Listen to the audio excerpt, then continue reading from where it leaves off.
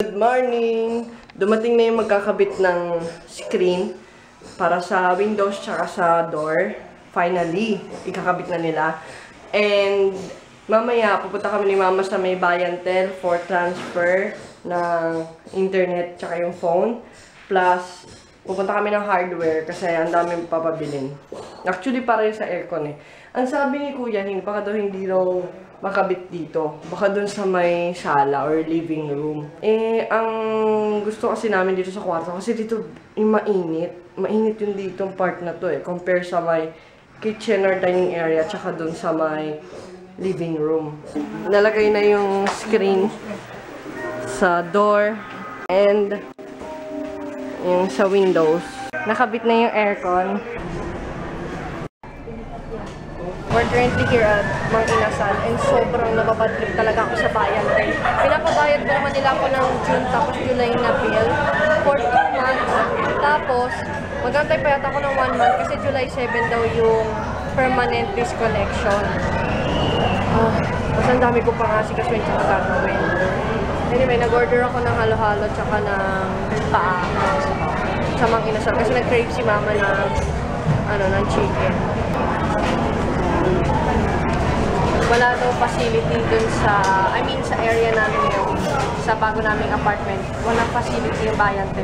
Magkakamay lang kami ni Mama. Wala nang RT-RT. Kain man dirigman. Di ba, Ma? Oo. Ito na yung halo-halo na order ko. Kinain ko na yung, yung Barquillos ba yun? Basta yung biscuit siya, tsaka yung leche flan. Kasi baka mamaya mag-end of the world na tapos hindi ko pa nakakain yung halo-halo. We're finally home and ang nabili namin sa may tabi ng Ever Gotesca Commonwealth. May isa pang mall doon eh. Itong antena. Ang hinahanap namin yung Baron antenna. Kaso, ang sabi naman ng guard doon, walang Baron. So, Ernie. Ang tawag na dito, Ernie. Ito yung binili ko, yung Cream Silk Daily Treatment Conditioner Standout Straight. Ito yung conditioner plus treatment. Kasi hindi na kaya ng yung regular conditioner lang yung dryness or frizziness ng hair ko. Kaya, nung ginamit ko to, ito lang yung nakatulong sa hair ko.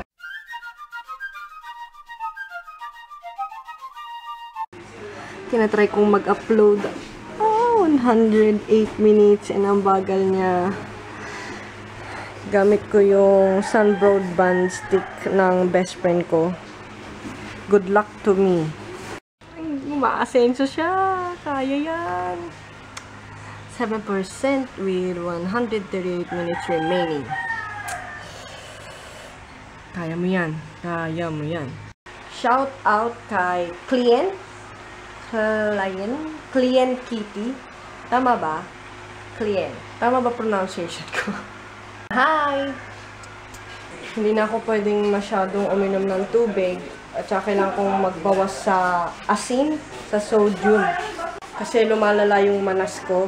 And, halata naman siguro. Ewan ko kung nahalata nyo, pero pag sa personal talaga makikita nyo, ang laki ko dahil sa manas. Hindi ko alam kung bakit ganun yung reaction sa akin yung hip surgery. Sabi nung doktor sa akin, iba-iba raw talaga yung effect ng sa bawat tao or each individual. Sabi ni Mama, nag-inquire na daw siya sa Globe Broadband. Dati nagamit na namin yung Globe Broadband eh. Ang sabi dun sa, ang area lang yata dito sa amin, ang may facility lang sa phone and internet is PLDT or Globe Broadband lang daw. And sabi ni Mama, ang in-inquire daw niya is yung bundle, yung may kasama ng phone and internet. Kaso hindi ko alam kung ilang Mbps. Nag-reply na si Mama, nga pala, don't expect na iPhone or touchscreen ng aking cellphone. Even though touchscreen din siya, touch and type. Lang siya, Alcatel, pero okay lang. Ang importante lang naman sa akin is nakapag-text at call ako. Anyway, sabi dito, 1,300 ang bayad, 3 Mbps with telephone na daw. Not bad, no? Okay na yun. Para may internet na kami. Woohoo! Malapit na! 25 minutes remaining! Magluluto yung brother ko ng hotdog. Tomorrow, ang kabit ng Globe broadband namin. And ayun, 3 Mbps daw. Sana okay yung ano niya sa area or location namin. And I'm so excited kasi makapag-upload na ako ng videos or vlogs ko. Nag-join force ang dalawa, yung friend ng brother ko. Si Kuya Jobert yan eh. Andito na yung backdrop ko.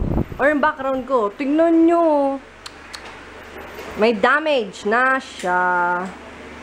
Pinaghirapan ko pa man din na basa. Hohohoy! Ito yung flyers na nakuha ni Mama. Wait lang. Buksan natin ang mahiwagang ilaw. Ayan. Papakita ko sa inyo. Dahil nagmura na sila. I mean, mura na yung offer nila sa may Globe Tattoo. Ayan. Yung i-abil namin is yung 3 Mbps, which is 1.3 na lang. Ayan, yung old monthly fee, tapos yung new monthly fee. In fairness, yung 5 Mbps mas mura kaysa sa Bayantel.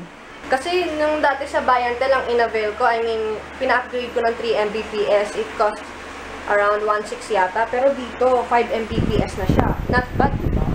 Then meron pa silang 7 Mbps, 2.5, 10 Mbps, 3.5 na lang. Then, yung 15, which is yung pinakamataas nila, 4,000. Hanggang 15 Mbps lang. I think yung PLDT, 20 Mbps. Not sure. Please correct me if I'm wrong kung sino nakakaalam sa inyo. Kung hanggang ilan yung maximum Mbps. I-fill out ko na to mamaya. Itong form. And meron pang, ano pa, yung agreement. Form on billing. Ano ito? Ala, ano nangyayari sa isang laptop ko? Hala, namatay kusa.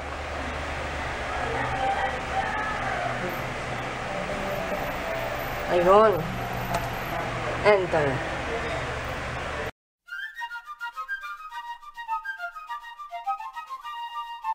Good morning. Ohayo gozaimasu.